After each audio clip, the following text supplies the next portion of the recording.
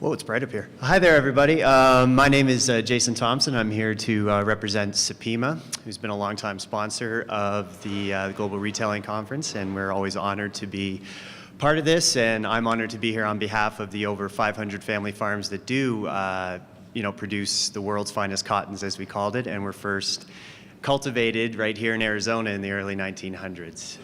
For those of you that don't know Supima, and what we do, we are the nonprofit trade organization that owns the name and the trademark Supima. Our mission is to engage with brands, retailers, and manufacturers to promote the use of the cotton, to integrate that cotton into their products, and also to brand it. And that's something that is gaining a lot of momentum. You can see from a lot of the talks here that engaging with the consumer is something that's important in telling the story. And we've really seen over the last 3 to 5 years the momentum build for the interest in our brand and what they want to tell from a sustainability story, from a traceability story, and first and foremost from a quality story. So I have the pleasure of introducing Shawn Gensch, the Chief Marketing Officer of Sprouts.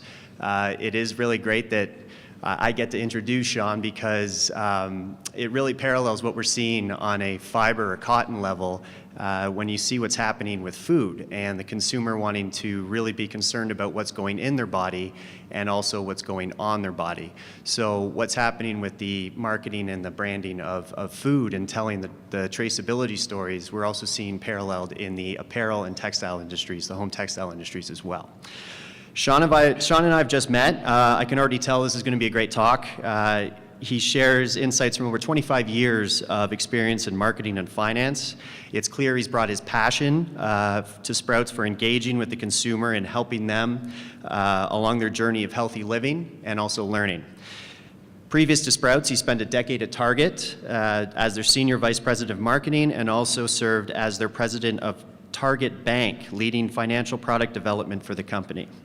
In the short time we chatted, he actually left me with a quote already, and I'm paraphrasing here, but Shawn said he's a geek who was in the right place at the right time when marketing went analytic. So without further ado, everybody, this is Shawn. Thanks, Jason. Hello, everybody. I was reflecting as I drove down here this morning that I'm humbled to be sitting on a stage with such an esteemed group of brands and speakers that you all are going to be experiencing today and tomorrow. I was with that iconic brand that Jason mentioned for 10 years, and it was an amazing time. I'm going to share a little bit of a journey, but thanks to Terry, to the U of A for hosting this and for inviting us to be here. I've got a pretty simple story. Well, we sell fruit, we sell meat, we sell yogurt, eggs, and we sell a lot of it. But I want to give you all a backdrop because for those of you that don't have Sprouts in your market yet, we're growing pretty fast. But I want to share a little bit of the story. We are 16 years old. As a brand, like we're literally just getting our driver's license. But we have a 75-year history because of the pedigree of the family that began Sprouts. So I always share with my team that I've kind of got this great job because I'm leading a teenage brand that has sort of a soul of a grandparent. And that's an interesting part and a juxtaposition in this grocery space that we work in. But I'm going to back up a little bit and share with you a little bit of my journey that led me here. Because I think for all of you in the room who are on your own career journey, for students in the room who are on your education journey, probably a career journey in parallel, there's a reality of the fact that you need to let yourself come through in the work that you do. And you need to find that purpose. And I'm going to link those two together, or at least try to do so in the time that I have here today. This is Minnesota today. No, I'm just kidding. It actually is Minnesota today. Anyone from Minnesota? This is where my story began. Right after college, I landed at KPMG. I was a CPA for a couple of years. I did structured finance consulting with KPMG's national practice. That led me into banking, financial services, running 30-ish loyalty programs through card-based loyalty, and then led me into Target, where I started their bank operation, launched their debit card program, which extended loyalty beyond credit, and then moved into marketing. In 2008, there was a little bit of an economic downturn, and I moved over to do a little bit of data analytics and work through customer insights and really feed that up within the organization. We were a sponsor of TED.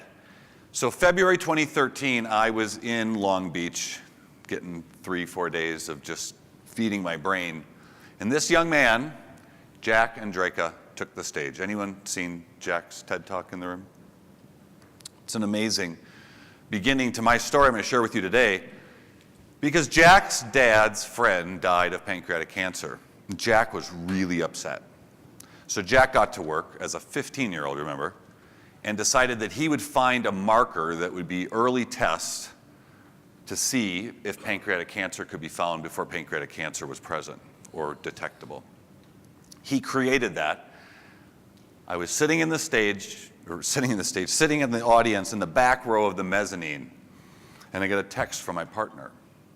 And I looked at it, and it said, "Did you see your mom's text message?" Sad emoji. I didn't see it. It was an email. I stepped out to the balcony, the back of the room, and I looked at it, and it said, "Prayer is needed," subject line. And the note said she'd just been diagnosed with cancer. I'm watching Jack and reading an email. And the interesting thing about this was I was so immediately impacted to know life would never be the same. So I immediately went to the hotel, packed my bags, got in the car, headed to the LAX, and got a call from my father's physician. My parents had been apart for 20 years. That said that he'd taken a fall and it was probably time for him to go into more of a skilled nursing care. He'd struggled with obesity, type 2 diabetes, very unhealthy person, and very depressed person. And on my way, my entire world changed.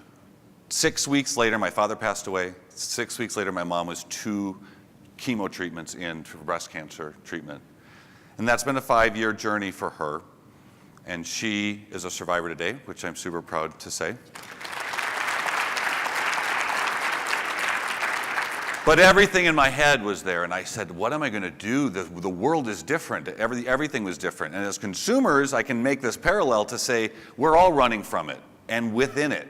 And Rich said it best, like you're in the game. You're in the game, and you're fighting with everything, and we're more connected than ever and yet more disconnected.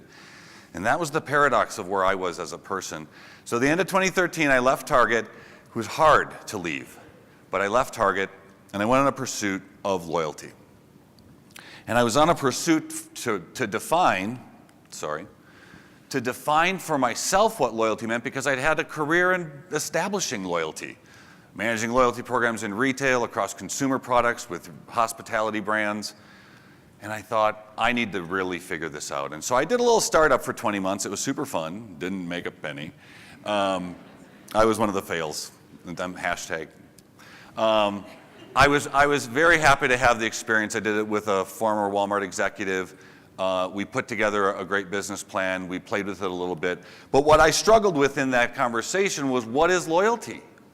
What is loyalty? In the retail world, we know what it is. Rich just gave a great example of a loyalty program. But I believed in my heart of hearts that a brand has to be loyal to a consumer, that was the future. And so I went on a journey, and in May of 2015, I got the call of my life from a brand called Sprouts Farmers Market. And I knew it all made sense. It was all coming together. What I learned was this simple passion statement. This simple passion statement of, we believe healthy living is a journey. And every meal is a choice. We love to inspire, educate, empower every person to eat healthier and live a better life. That's what it comes down to. It's very simple. And I knew that the heart of that brand story was, we believe and we love to. Even though there's a lot of words on that slide. We believe and we love to. And that's been the story. So when I talked to all my friends at Target and they said, why did you go to Sprouts, Shawn? You know that's like a grocery store. I said, it's like an Apple store. We sell apples. I said I went to the Apple store. The reality is, I wanted truth. And when I was asked in my final interview with the CEO at the time of Sprouts, he said, why would you possibly, has anyone shown you the budget? Has anyone shown you, I know what your budget, I think I know what your budget was at Target. Has anyone shown you the budget at Sprouts? And I said, I don't need a lot of budget. Because at Sprouts, I'm just going to have to market the truth. That's a dream job. Just market the truth. Let the story be about the life. Let the story, our customer language is life. It's a life. It's a place. So I picked up and moved to Arizona. That's my mom on the swings outside my office. She looks fabulous in pink. She likes to come visit. Leave Wisconsin, especially in the winter, or I guess April now. But I picked up and moved to Arizona, and it's been a whole adventure. So I wanted to touch really quickly, and a lot of this is in parallel what Rich just said. I want to parallel a little bit about differentiation, because it's hard to do with any brand, right? And then we're in this competitive set that is second to none. This isn't even start to look at the competitive environment, because it's everyone. I always say, like, I compete with everyone that sells food, whether it's prepared food or whether it's food that you make. Raw material or prepared food, I'm really competing with everyone.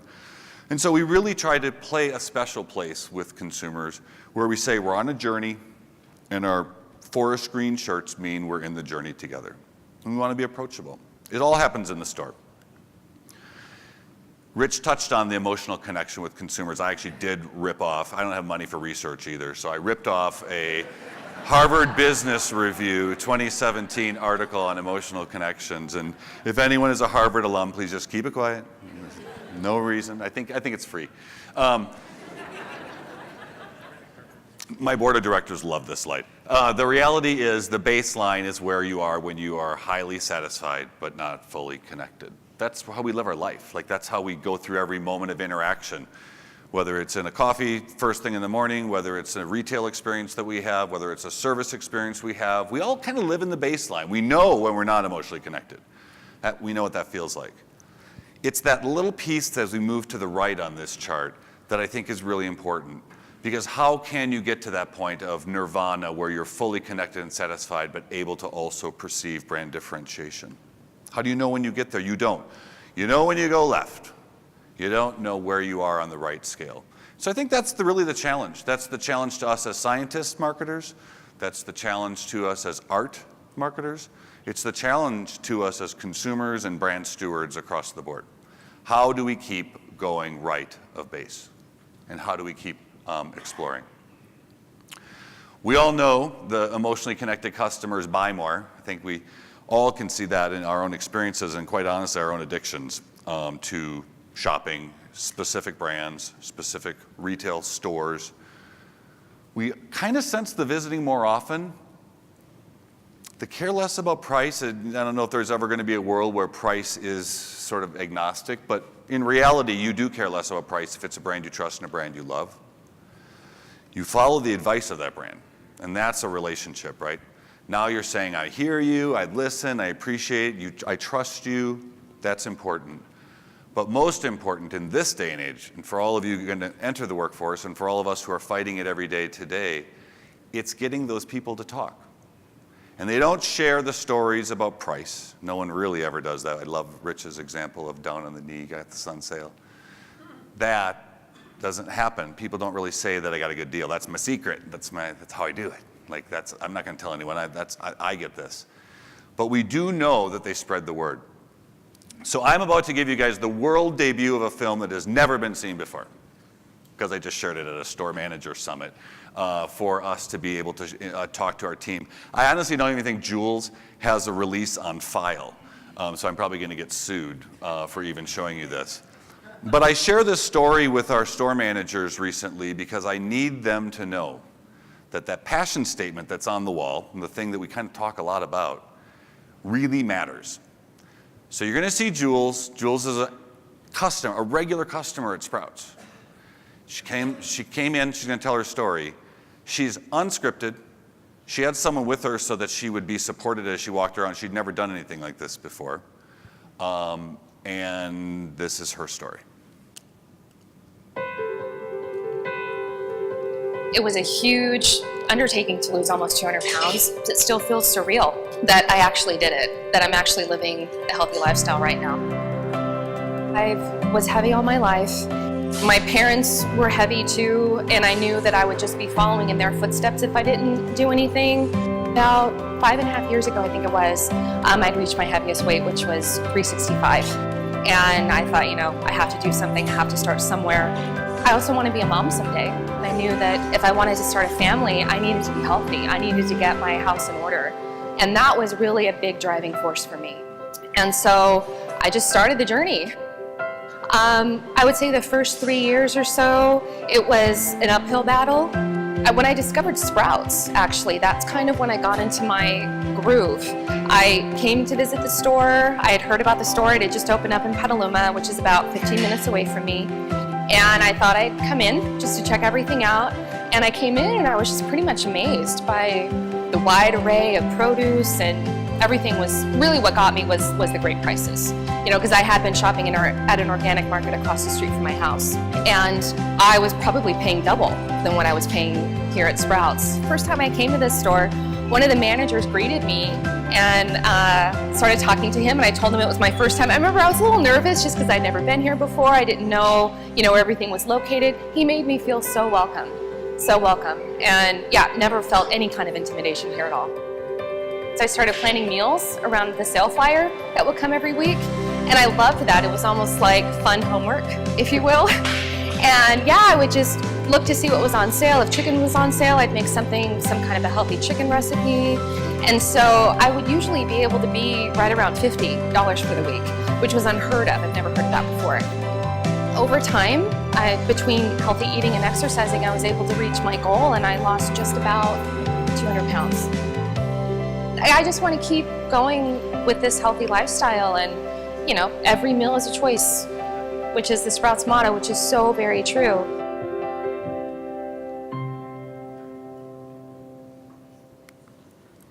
I could not, thank you. I'll let Jules know she got some applause at her world premiere. These stories are abundant. We capture them very rarely like this. We hear them. Our customer relations team gets calls, our social media has them. But these are individual stories. They're not ours. And we feel very strongly about the fact that those aren't our stories, that we're a partner in that journey. And so we call them green shirt stories. It's kind of how we loosely refer to them, because they're those moments when someone makes a connection. And let's not kid ourselves. Retail and grocery is hard work. Retail and grocery, working in a store, is a lot of work. It's a lot of hours. It's a lot of our merchandising is moving tonnage, right? It's not it's stacking them high. It's a very different language for retail, but it's a really relevant place, because if you can get into the routine of a consumer's life, if you can have them understand the relationship and understand the fact that there's no dumb question. Sometimes we'll just start a conversation with a customer with what's for dinner. Like, that's what we are about. There's a lot about this, and the seesaw looks different, I think, when we all put it up there, but you understand it's that advertising and promotions and brand love and balance and all those things. This is what y'all are learning in school, right? But the reality in our business, and many businesses, honestly, is that probably 90% of budget is promotion. It leaves very little room for brand or for just brand differentiation storytelling. And so we've basically embraced the reality, and thank God social media has followed and led us in that space to be able to do it, where we just listen. We listen for stories, we look for stories, and we find them and interact with them. And I think that's going to be critical as all of you jump out into the space, and all of us in the room who are with brands, whatever that brand is and whatever we're doing, that we continue to evolve that and that we honor that relationship. We know we sell eggs. I think I joked when I walked up here that we sell a lot of eggs. We sell a lot of eggs. We sell a lot of alternative dairy. But the reality is the egg is the egg, and the egg can be from anywhere. But it's that, how do you engage with the product? What is the story that it builds within your life? That's the important part. So we really put product there. We let our merchants deal with a lot of that. As marketers, we really focus on story. I'm going to switch gears really quickly and do a little bit of selling, because that's what they pay me to do. But the reality is digital is the future, right? We're all in it. No one knows a world without digital. We can't forget it because we forgot it because it isn't on Facebook. That's a joke. So we know that online product research is happening up front. We know that people are checking prices when they're in retail environments to see if there's a place they can get it cheaper. We know they're looking to see if there's a coupon that they can download and put. That's sort of a reality. And we know that the engagement chain, at least in our world, pivots on guest experience, but certainly team member engagement. If we can't connect the two, if I promise something and something else is delivered, the whole thing breaks because trust is gone. So we know that for our business, that all the way to the right, growth and profit, is really important. But the only way we'll deliver it is through connections. So about 2 months ago, we relaunched Sprouts.com. And this was an opportunity for us to really do an assessment of who Sprouts was. And we knew that in that bottom of that passion statement, there were 3 words: inspire, educate, and empower. Those are tough things to do in a weekly ad which shows the prices on produce. 88-cent blueberries is not really inspirational, educational, or empowering. It's a great price on blueberries. It's just not very inspiring. And so we said, what's a unique position that we can sort of celebrate and elevate the everyday? And what's the things that we can lead in trend? Because it's the natural food business, and there's a lot of trend in it. There's a lot of newness.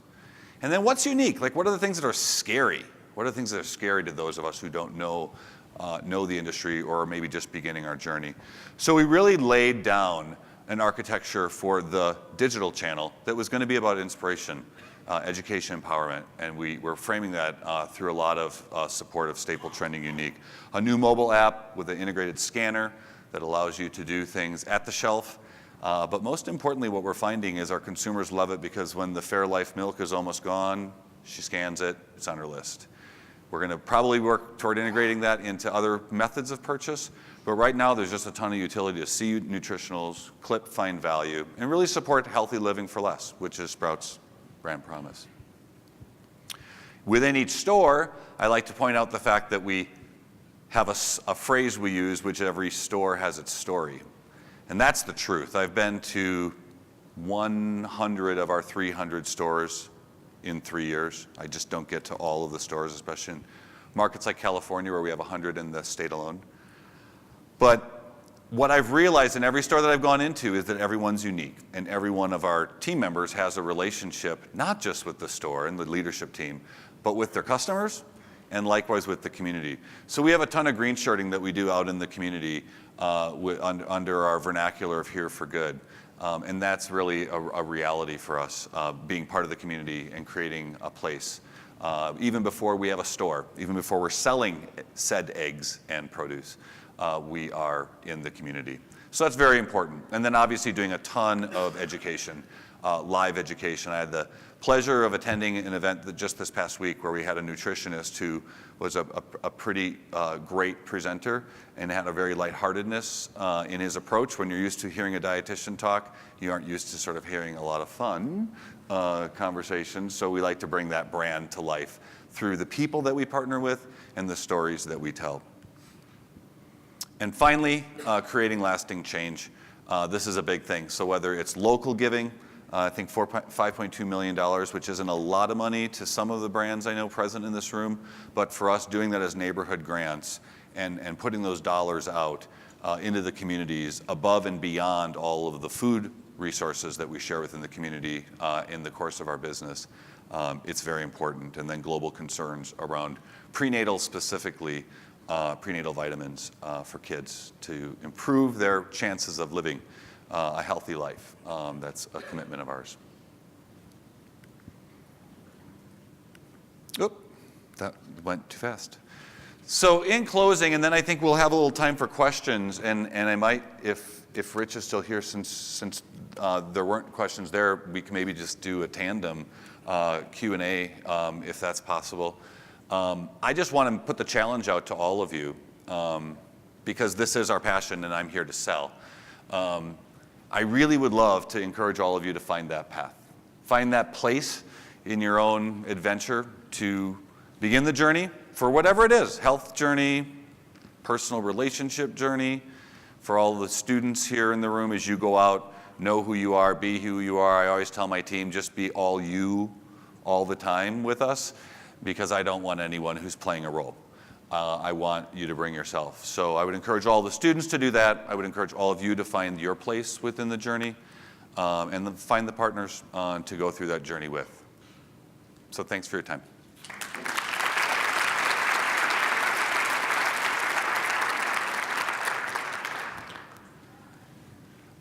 I see you. Hi, thank you so much. I love Sprouts. I love how fresh the produce is.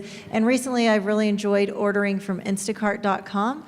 And I'm delighted that it's in Tucson. So if you could please tell me a little bit about your partnership with Instacart and where you see all of that going in grocery delivery. That's a great question. I'm going to tell our head of our e-commerce division that you love Instacart and that you're getting deliveries in Tucson, because it's awesome. So, yeah, the partnership is continuing to grow, and I think at the pace of change within the industry, it was really important for us to be able to get into a place where we could kind of get to scale fast. We are really busy in our stores, and so for us to take payroll right now and figure out pick pack and figure out all the things that need to be done, not just the final mile to get it to your home. And so that partnership has been great. We've seen great results from it, and we'll continue to grow it. Thanks for the question. And thanks for loving Sprouts. Sorry, it's kind of hard to see. Hi, Shawn. Just a question. You mentioned about the education that you do, the nutritionist and so forth. I was just curious if you can expand on that. Are you building that more into your store formats and getting experiential activities taking place within your physical stores and so forth? Yeah, so in 30,000 square feet, there's a lot of challenges, right, to be able to execute the live events. But we found some great partners that we can work with in communities that we can host some of those events at. So we sponsor and we bring in to have a better kind of kitchen cooking environment. But I will tell you, we can be very creative with a cartwheel. If you walk into a Sprouts store, you'll notice there's the vestibule between the doors typically, and that's where all the carts are. We can pull those out and we can spiff that place up where you can actually get about 30 people to enjoy the time there and be right in the store. And we love that because it is the celebration of the store. But we've got an influencer network, and we've got these dietitians and nutritionists that we work with. We've got a tagline we use of Eat, Move, Improve, and so we kind of run that whole span of the things that you put in your body, the activity that you do, and how you live. So it's kind of a complete story. Thanks for the question. Just a follow-up to the Instacart question, right straight in front of you. Oh, hi. Hi. A follow-up on Instacart. Are you concerned with the impact of completely losing control of the customer experience when you use a third-party facilitator like that? It's a really good question, and one that I struggle with as a human being, forget my marketing title. I think we can get to insights and behaviors through a true collaboration. I think right now we're not data wired to do that, but I know that we will get to that point. And so I think I don't have concerns about it long term. I know it's a solution that we'll get. Consumers are really clear on where they are because of the way that they do these things every day. And so I don't want to get too tied up in the fact that they have a certain expectation because it Sprouts. The biggest concern I have is that the picker picks the freshest the way a consumer would pick it. And so I think that, getting the model to the point where you can say, no, I actually want 3 ripe bananas and 2 green bananas because I can't eat 5 bananas in 2 days. That is more kind of where we get to. And I think we'll fine tune that. Instacart's a great partner for us. I think we'll fine tune getting to that point. Very good question.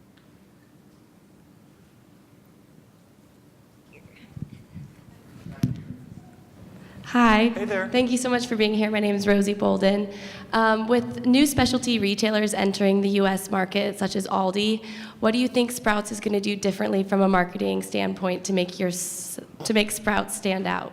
Yeah, that's a great question, Rosie. I would tell you we have been competing since 2002 with everyone. And I tried to allude to the fact that we kind of compete with anywhere food is available. Our model is so focused, like hyper-focused on health, value, and experience.